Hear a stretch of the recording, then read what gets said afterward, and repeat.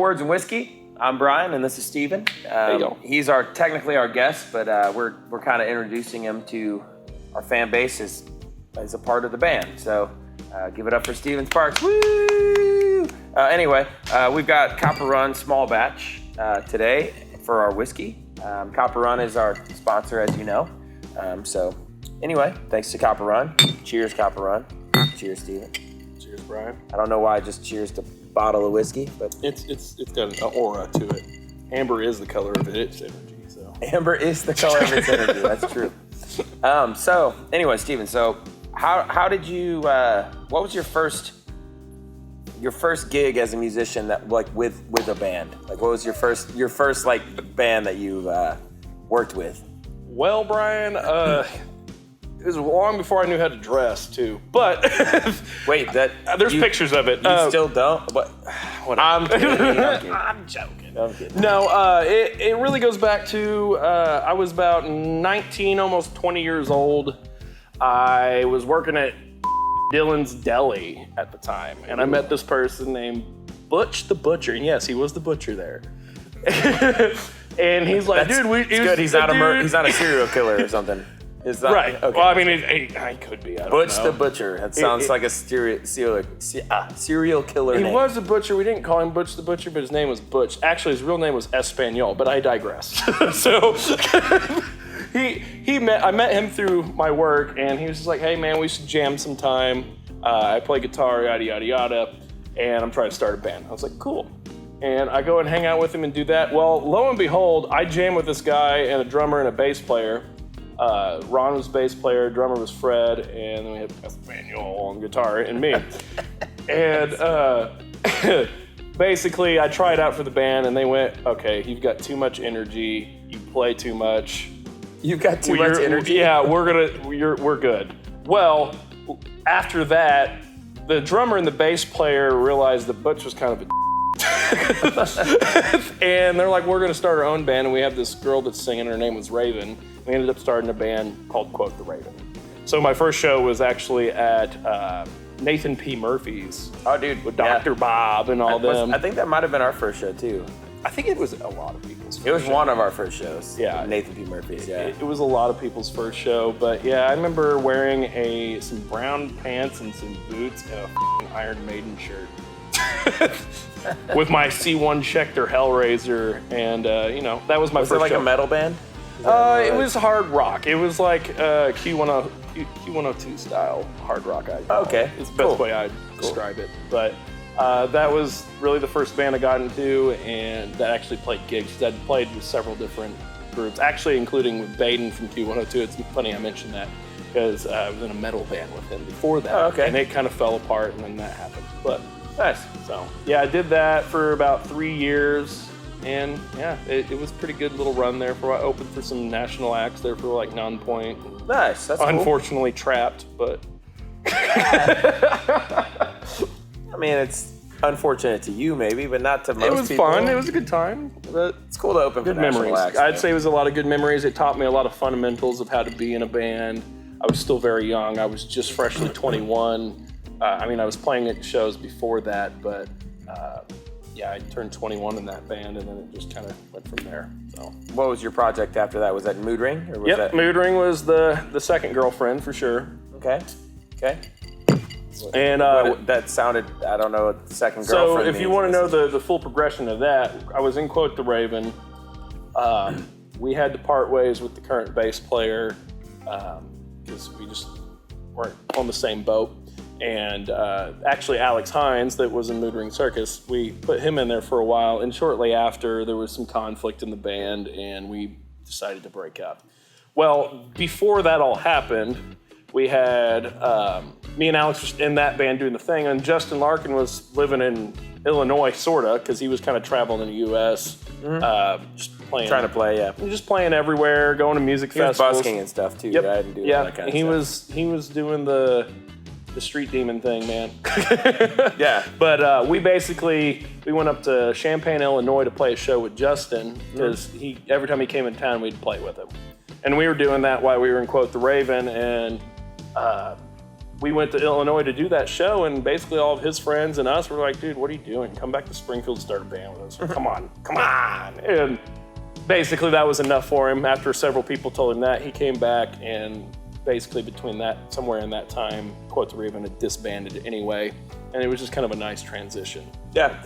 And then once we got to write music with our friend Zach Otero on drums, because Seth wasn't always a part of that band, and then we had Alex on bass, me, and then him singing and playing guitar as well.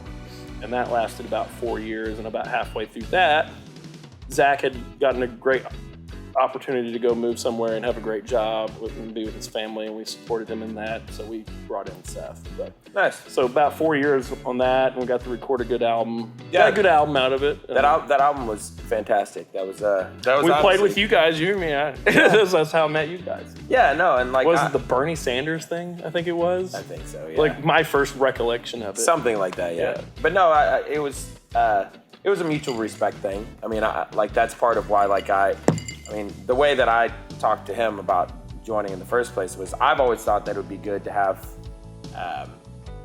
a lead guitarist. I don't consider myself a very good one. So it's one of those things where, I saw an opening when you guys stopped, doing regular shows and stuff. And I thought that would be a good time to find somebody that would be a good lead guitarist. You're wanting to get away from that whole idea that you're just a metal guitarist, right? Or just a hard rock guitarist. I try to be a steward of music, not just the guitar player, the lead guitar player, or like you said, metal player. Because that was a very big fundamental part of my early playing. The first 2 or 3 years of me playing, which I was mostly self-taught, and I had one friend in middle school that we just played a lot of classic rock, a lot of typical stuff. And then I kind of moved on from there and started playing older metal, and then kind of got modern with it, and opened myself up to a lot of different other things. But so I tried to be versatile. What I wanted to do. I liked all kinds of music and didn't want to be stuck in a box. So. Yeah, it's hard to get away from that sometimes. I know that Mood Ring did a good job of kind of getting out of a box. They weren't.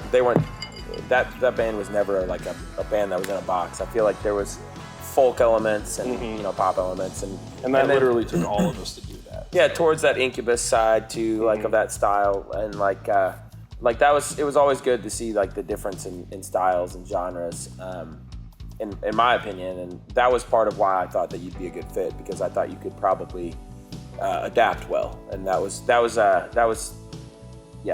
huge part of that. Yeah, and I've always respected you guys too. Watching you guys for as long as I have and see you guys progress, and I felt like it was also a good opportunity to grow as a musician, just being with you guys too. So I'm very honored. Yeah, appreciate it. No, yeah, thanks for being a part. So what about you've talked about trying to do a solo thing before? What do you think? What do you think about that? I know that you sing. And I know that you enjoy singing, and I know that you enjoy playing acoustic guitar and singing and stuff. And I'm just curious about what you think your biggest issue is with not doing that, or where you want to go with that side of things. I think me and myself and I is my biggest issue with that. Confidence, I think, is what it is, and because I mean, something you might not know about me, I love guitar. It's my favorite instrument to play, obviously. I love singing as much as I love playing guitar, but I'm obviously better at guitar. So, I've worked pretty hard to get better at the singing and playing. It's definitely I think since singing is such an emotional, personal thing for me, it's harder to put that out there. Guitar is the same way in a lot of cases, but it's also a lot more than that to me as well. It's fun. Sometimes it's a little bit of showing off. Sometimes it's a little bit of, it's whatever. But with singing, it's just a super personal thing, man. And the way I sing, when I hear myself played back, someone might like that. To me, it's not what I wanted to hear. So then I immediately go, oh, that sucks. It may not actually suck, like I said, to some people, but I'm the opposite. Guitar playing to singing, I'm the complete opposite. I'm really confident about my vocals. Yeah, will always be probably. I could, put myself out there in that respect all the time.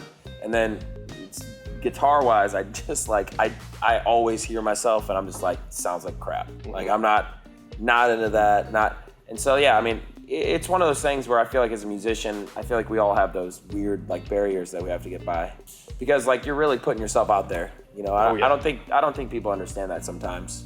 I think it's a really hard thing to do, because you know it's an art and it's a performance and it's like I don't know, it's different. It's interesting how music is in that respect, because you know painters and stuff, they get to do their art and then put it on display.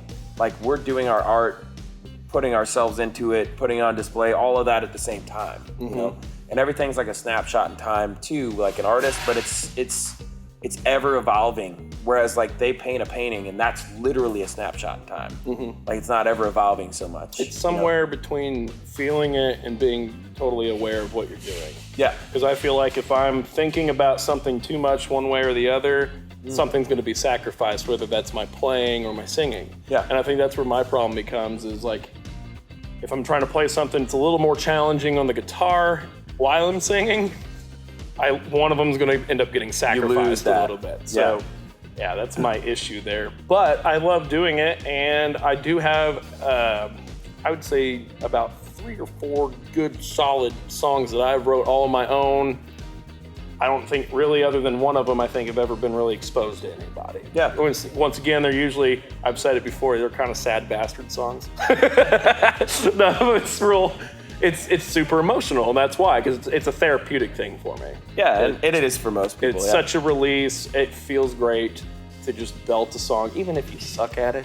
That's why I encourage people. It's the same thing with the guitar. Even if you suck at it, just go out there and do it, because everyone starts off being crappy at it. Yeah, and even if you don't want to go out and do it, just do it. Yeah, you don't have to perform. Yeah. It's not always about everyone else or getting attention from it. Yeah, do it at your house. Sometimes you need it. That's what we do. I mean, like, you know, people see us perform, but like in general, like it's all about like that. It's all about that feeling that you get from it, rather than just what you get from whatever performance you're doing. You know what I mean? Right.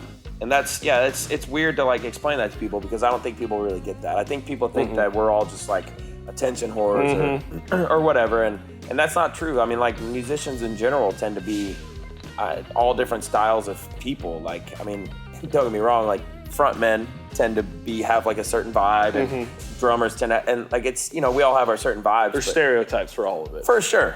In generalization. For good reason. Yeah. In a lot of ways. And they're funny to laugh at. But yeah. I mean, but at the same time, we all have our own weird things going on with it.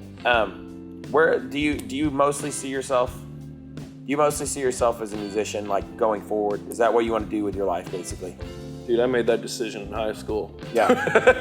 I think what did it for me is I was playing with Mood Ring. We did our first Sertoma gig. Yeah.